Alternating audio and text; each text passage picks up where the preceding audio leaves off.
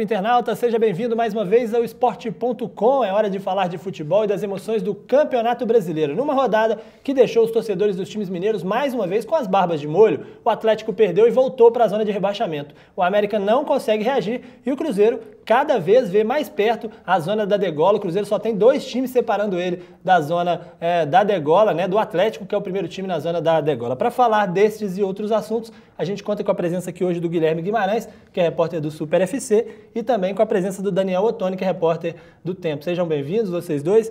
A gente começa, Guilherme, falando sobre esse clássico entre Cruzeiro e América, mais ou menos, quer dizer, totalmente sonolento, né? Esse clássico entre Cruzeiro e América, que deixou as duas torcidas ainda mais desanimadas nesse Campeonato Brasileiro.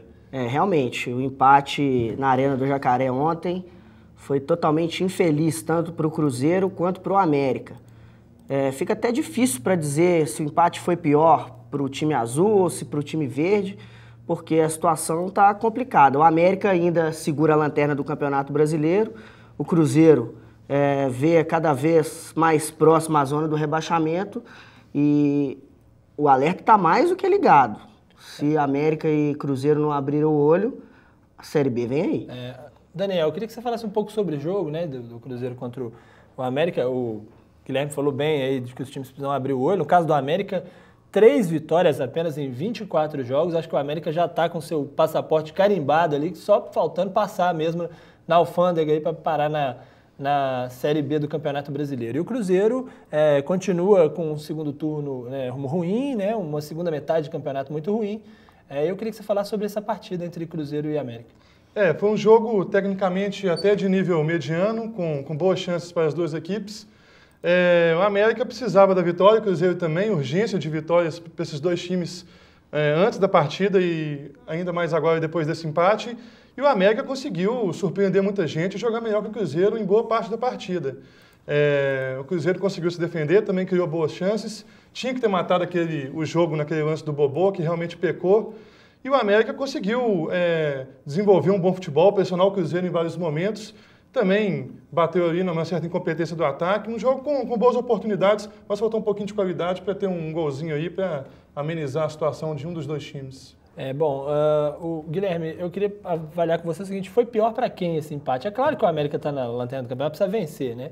Mas o Cruzeiro, na fase que está também, vai se aproximando da zona de rebaixamento e pelo investimento que tem o Cruzeiro, também precisava vencer. Para quem que foi pior esse empate, na sua opinião?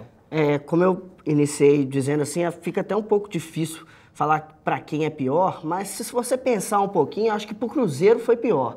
Porque o América já está lá embaixo, o América já está na lanterna do campeonato, a situação é muito complicada, quase 99% de chance de rebaixamento, e o Cruzeiro, com o empate, viu a zona do rebaixamento se aproximar mais uma vez. O Bahia, que está embaixo, venceu, jogou o Atlético para a zona de rebaixamento, como bem falou o Daniel. O América jogou melhor, até chegou a fazer um gol, mas o jogador estava impedido.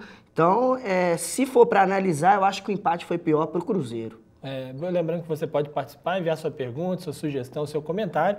A gente vai tratar aqui de algumas questões. Agora, Daniel, o que se faz a essa altura no time do Cruzeiro? O que dá para ser feito? Já trocou de técnico 2 vezes. Tem ali o problema, já eu vou chegar nesse assunto melhor do Roger e do Gilberto, porque o internauta também está perguntando aqui, mas eu pergunto primeiro para você, o que pode ser feito a essa altura do campeonato para reverter a situação?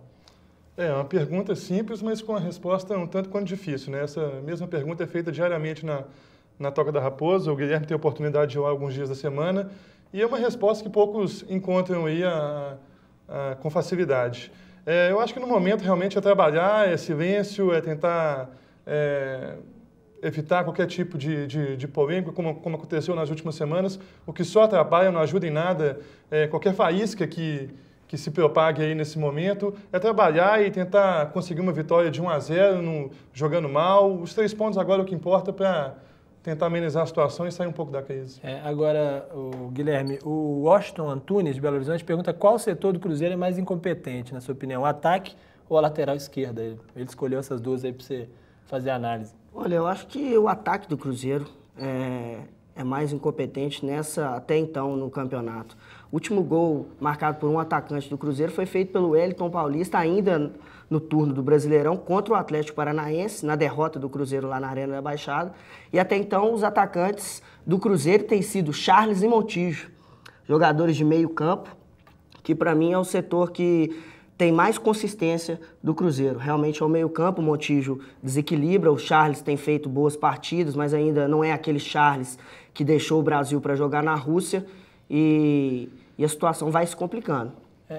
Daniel, o mesmo Washington pergunta aqui se, com relação a uma possível vitória da oposição no Cruzeiro, qual o destino de Roger e Gilberto? Eu vou além e pergunto para você, independente de ganhar a oposição ou situação, o que você acha que pode ser feito com relação a Roger e Gilberto, essa discussão? Você mandaria os dois embora, mandaria um dos dois embora, ficaria com os dois, o que faria? O Gilberto já anunciou a sua aposentadoria, se eu não me engano, no final do ano ele já já externou essa vontade, a sua opinião, citou aí a saudade das filhas como um fator relevante para essa parada. Ameaçou parar agora há poucas semanas, conversou com o Zezé Perrella e parece que vai adiar um pouco no final do ano. Ele encerra de vez a carreira. O Roger, eu acredito que é um jogador diferenciado, realmente não está tendo um bom momento, assim como todo o time do Cruzeiro, mas o Roger é um jogador que eu acho ele interessantíssimo, tem uma qualidade diferenciada, é um jogador que eu permaneceria com ele para o elenco do Cruzeiro no ano que vem. Guilherme, outra pergunta aqui, ainda falando sobre a diretoria do Cruzeiro, o Costa Filho, de Belo Horizonte, ele pergunta se o técnico Emerson Ávila tem experiência para seguir à frente do Cruzeiro, depois que a diretoria vendeu mais de 10 jogadores no meio do campeonato, na avaliação dele, o que nenhum clube fez, e deixou o time à deriva e largado, com o diretor de futebol que ele considera inexpressivo também. E aí, o Emerson Ávila tem o perfil para resolver a situação do Cruzeiro? Na minha opinião, apesar de ser um profissional que já atuou em times da elite do campeonato, já dirigiu o Ipatinga, para mim o Emerson Ávila, ele está ali só como, até perdão da palavra, um step no Cruzeiro. Porque a gente sabe que para o ano que vem, acho que o Cruzeiro tem um planejamento melhor, mais detalhado, está tentando trazer um técnico de ponta. A diretoria até nega, mas pelo que fiquei sabendo, existiu um contato com o Filipão e essa transação aí pode mesmo acontecer em 2012. Informações, inclusive, de dentro do clube. Então, eu acho que o Emerson Ávila é só mesmo para tentar manter o Cruzeiro na Série A esse ano, e ano que vem mudanças assim bruscas devem ocorrer, tanto também pelas eleições que ocorrem em outubro. Hoje, o radialista, Alberto Rodrigues, confirmou a fusão da chapa dele com a do Antônio Claré. Então, o torcedor cruzeirense, nos próximos dias aí, vai ver os bastidores do clube bem movimentados. E num momento péssimo, que é um momento que o time está muito mal no campeonato, o time está numa situação totalmente instável, cada vez mais perto da zona de rebaixamento. Há necessidade de um clima interno que seja mais favorável. Nesse momento, acontecem as eleições no clube e isso pode azedar ainda mais o caldo lá no Cruzeiro. Agora, Daniel, em relação à América, você acha que já dá para começar a pensar no ano que vem ou ainda há espaço para lutar em 2011? Não, eu acho que ainda dá espaço. O América com o Givanildo vem fazendo bons jogos, mostrando uma consistência tática, um time bem compactado. E a diferença ali entre o América e os times ali fora da zona de rebaixamento, até o próprio Atlético, é pequena. Com uma, duas vitórias ali, a diferença pode ser diminuída e o América pode surpreender muita gente. Esse campeonato está sendo marcado pelo equilíbrio. Se o América continuar jogando um futebol razoável que está jogando, não está fazendo feio frente a grandes equipes aí, o América pode sim conquistar, essa esperança não pode ser perdida. Agora, tem que manter a regularidade no campeonato para conseguir as vitórias. Daqui a pouco a gente vai mostrar como é que ficou a classificação do campeonato, mas vamos falar do Atlético. Afinal, o Atlético, como precisa o América, o Atlético demonstrou uma certa reação no início do retorno. Hoje os números já são mais ou menos, porque perdeu essa partida, perdeu 2 já no retorno, mas ganhou 3 vezes. Então, quer dizer, o Atlético mostra no retorno um resultado melhor do que vinha mostrando no primeiro. Não esperava perder esses pontos para o Atlético Goianiense, Guilherme? Eu acho que é um jogo que o Atlético precisava, até por essa coisa de vencer os times que estão na briga direta com ele, O Atlético Goianiense até escapou um pouquinho agora com essa vitória, mas o Atlético não esperava perder esses pontos, Ainda mais porque o Atlético jogava com o tabu debaixo do braço, O Atlético Goianiense nunca havia vencido o Galo, mesmo jogando no Serra Dourada. Então, foi um resultado que deixou o Atlético mais ainda com o alerta ligado, já que com a vitória do Bahia, o Galo voltou para a zona de rebaixamento e o resultado realmente foi muito ruim. O ataque do Atlético chegou até a fazer um gol mal invalidado pelo Bandeirinha e a situação, infelizmente, vai só se complicando. Agora, Daniel, o que dá para ver de diferente no Atlético do segundo turno em relação ao primeiro? Resultados são pouco melhores, não muito melhores, né? Nessa derrota, o Atlético Goianiense mostra que a situação não melhorou tanto assim. Mas em que dá para ver a diferença dentro do campo aí, do Atlético do primeiro turno para o Atlético do segundo? Dentro de campo, acho que pouquíssima coisa. A gente não viu muita evolução desde que o Cuca chegou, o time conseguiu aí uma pequena... No começo foi um pouco difícil, conseguiu ali uma vitória e já volta a empatar, já volta a perder de novo, então não tem muita coisa diferente. Isso na prática. Na teoria, a gente vê uma sequência para o Daniel Carvalho, a gente vê aí uma oportunidade para o Neto Berola, que já se machucou, mas muita coisa de positivo pode se falar do Atlético. O torcedor realmente deve ficar um tanto quanto frustrado vendo os jogos do Atlético. Em determinado período do segundo tempo, o Atlético tinha quase que o dobro do número de desarmes do adversário, ao mesmo tempo tinha quase que o dobro do número de passes errados. Então o Atlético tomava a bola para, em sequência, dar para o adversário número gritante aí de passes errados. Isso aí o Cuca precisa corrigir urgentemente. Guilherme. Isso complica, né? Como bem citou o Daniel, a situação fica difícil, porque o pessoal ali da defesa faz o papel, que é roubar as bolas, tentar sair para o jogo, mas na hora de dar aquele passo, a enfiada de bola para colocar os atacantes numa posição de arremate, esse passe certeiro ali não sai. E aí realmente fica complicado e o Atlético precisa melhorar nisso daí. Só vale lembrar uma coisa também, Ricardo, que os torcedores ficaram empolgados, realmente o Atlético voltou a vencer, teve uma sequência de vitórias, mas está fazendo como no primeiro turno. Venceu os adversários que também estão brigando na parte de baixo.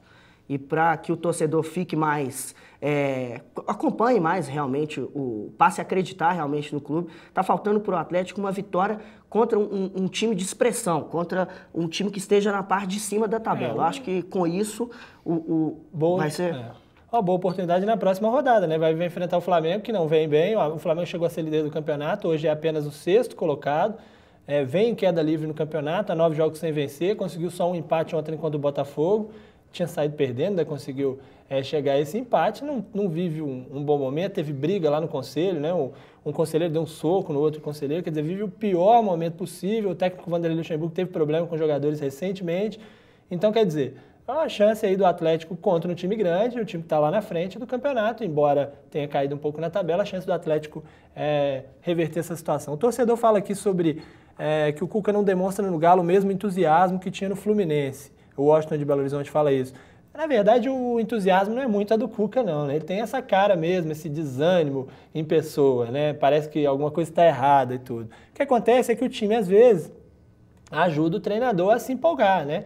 Aquele Fluminense ganhou 6 vezes seguidas. Se o Atlético ganhar 6 vezes seguidas, ele vai se empolgar também. Agora, o técnico, nessa hora, faz muito pouco com relação na verdade, o que motiva o jogador e o treinador e o torcedor são as vitórias, né? Não é a palavra de um treinador, não é a cara que o treinador faz, não é nada disso.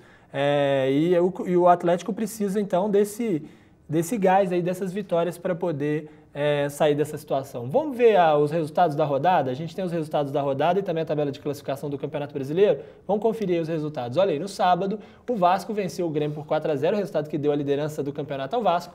O São Paulo fez 4-0 no Ceará e o Atlético Goianiense fez 1-0 no Atlético, esse jogo que a gente está falando agora, né? No domingo, o Atlético Paranaense e Figueirense empataram em 0-0, num jogo péssimo na rodada, um dos piores. Botafogo 1, Flamengo 1, Corinthians 1, Santos 3, a virada do Santos, que ampliou a crise no Corinthians. Mais uma vez o Borges marcando, gol, né? Pois ele desviou um cruzamento de maneira do Allan Kardec, né? Para fazer o gol. Avaí 1, Palmeiras 1, Bahia 3, Fluminense 0, talvez a grande surpresa da rodada, né? O Fluminense vinha de 4 vitórias seguidas e o Bahia conseguiu devolver o Atlético à zona de rebaixamento. Cruzeiro 0, América 0, Internacional 1, Curitiba 1. o jogo que completou a rodada no domingo. Vamos ver como é que ficou a classificação após esses resultados da rodada, porque mostrou o Atlético novamente em situação ruim. Olha aí, o Vasco tem 45 pontos, é o novo líder do campeonato, São Paulo tem 44, o Corinthians tem 43 e o Botafogo tem 41. Além deles, o Fluminense, que tem 37, também iria hoje para a Libertadores, já que o Vasco já tem vaga assegurada por ser o campeão da Copa do Brasil. O Flamengo tem 37, o Internacional desperdiçou a chance de entrar ali no G5 do campeonato, tem 36, Palmeiras 35, Coritiba 33 e Atlético Goianiense 33. Do outro lado, o Santos tem 32 e 2 jogos a menos do que a maioria dos times. Quer dizer, ele pode chegar aí a 38 e brigar, pode chegar a 38 e brigar mais para frente no campeonato. O Figueirense tem 32, o Grêmio tem 30, o Cruzeiro segue com 29, né? Tinha 28, agora foi a 29 pontos. Tem apenas 2 times entre ele e a zona de rebaixamento, Ceará 27 e Bahia 27. E a zona perigosa tem Atlético com 24, Atlético Paranaense 23, Avaí 22 e o América com apenas 3 vitórias no campeonato e 19 pontos conquistados. Essa é a situação do campeonato, quer dizer, os times mineiros realmente muito mal, um campeonato que os cariocas estão se destacando, né? O pior time carioca está na 6ª colocação, que é o Flamengo, Guilherme. O Rio venceu os 2 últimos campeonatos brasileiros e começa a brigar mais de igual para igual com São Paulo, né? Tá faltando o Minas entrar nessa briga, né? Com certeza. E tem mais um carioca que assumiu a liderança depois do tropeço do Corinthians, é o Vasco, que deu 2 presentes, que a torcida do Vasco recebeu 2 presentes nesse fim de semana. Além da vitória, 4-0, o Ricardo Gomes, que deixou o hospital após 21 dias. Então a torcida do Vasco está bem animada. Em relação à comparação entre cariocas e mineiros nesse campeonato brasileiro, a situação ela se inverteu. Há uns anos atrás o futebol carioca passava por uma crise muito forte, né? E agora a gente vê que pode ser planejamento, também mais investimento. O Flamengo aí recebeu muito dinheiro, conseguiu trazer o Ronaldinho Gaúcho, trouxe todos os holofotes da mídia, e isso, querendo ou não, ajuda. Então, para os times mineiros fica aí essa experiência de planejar melhor o ano para, quem sabe, brigar na ponta no ano que vem. O que você falou muito bem, o Flamengo, pelo tamanho de sua torcida e tudo, acaba conseguindo se organizando um pouquinho, tendo investimento, tendo gente para investir e fazer um timaço como fez, né? Na verdade não está tão bem assim no campeonato, mas trouxe grandes jogadores, tem por que estar ali na frente do campeonato. O Vasco, com a entrada do Roberto Dinamite no lugar do Eurico Miranda, deu uma ajeitada na casa, o Vasco voltou a ser um time organizado, não é à toa, voltou para a Série A e está brigando ali na parte de cima da tabela. Ano passado também teve um bom momento no campeonato, depois de não começar tão bem, teve uma reação no campeonato, esse ano novamente na frente. O Botafogo tem uma administração muito organizada, né? Talvez seja hoje dos times do Rio o que tem menos investimento, mas é uma diretoria bastante organizada, muito preocupada com a questão do marketing, estabilizou as contas e tudo. O Fluminense, atual campeão, tem como vantagem uma parceria muito forte, né, com a Unimed, que faz com que o patrocinador praticamente banque o time todo, ou banque as grandes estrelas, mas também modificou a sua presidência agora há pouco tempo e também se preocupou um pouco mais com as contas, com a volta ao ato trabalhista, né, que vai acontecer agora. Ou seja, o futebol do Rio mostrou que um pouquinho de organização dá para consertar o que estava muito errado, né? Porque os times do Rio estavam muito errados. E os times de São Paulo continuam ali. O Santos tem um grande time, mas talvez esteja mesmo se preparando para o Mundial de Clubes, né? Corinthians, apesar da crise toda que se instalou, porque o time é o 3º colocado, há confusão de torcida invadindo treinamentos, está ali na briga. O Palmeiras não se descolou muito ali dos primeiros colocados, né? O São Paulo também nem se fala, além de tudo, forma muitos jogadores, né, o Daniel? E hoje Minas, do 14º em diante, para trás no campeonato, precisa colocar a mão na consciência, né, mesmo para saber o que está fazendo errado, né? Minas Gerais nunca esteve tão ruim no Campeonato Brasileiro. Antes a gente até se acostumou com o Atlético nas últimas posições, mas o Cruzeiro sempre estava encabeçando ali a parte de cima da tabela, marcando presença na Libertadores. E esse ano com a presença do América aí, que poderia ajudar a manter uma regularidade maior, às vezes com os 3 times jogando bem, poderia fazer mais bonito, mas o que a gente está vendo realmente é Minas Gerais na parte de baixo da tabela e deixando a gente aí constantemente à procura de respostas aí, de explicações para essa situação. A gente Mas eu acho que é o seguinte, tem uma coisa que eu gostaria de destacar. Todos esses clubes cariocas que a gente comentou aqui, Flamengo, Vasco, Botafogo e Fluminense, todos trocaram de presidentes recentemente.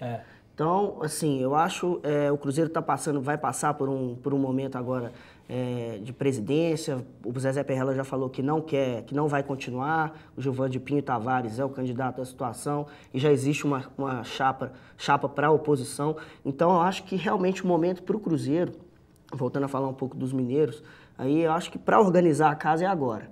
Né? O Atlético também vai passar pelo período de eleições agora no fim do ano. Então, eu acho que para o ano que vem, os times têm aí a faca e o queijo na mão. Independente de quem vai ganhar. Independente de quem vai ganhar, justamente. Ou oposição, o mais importante é que se discuta mesmo maneiras de modernizar o clube e tudo. Os clubes mineiros têm uma estrutura invejável em relação aos times cariocas, não se compara, né?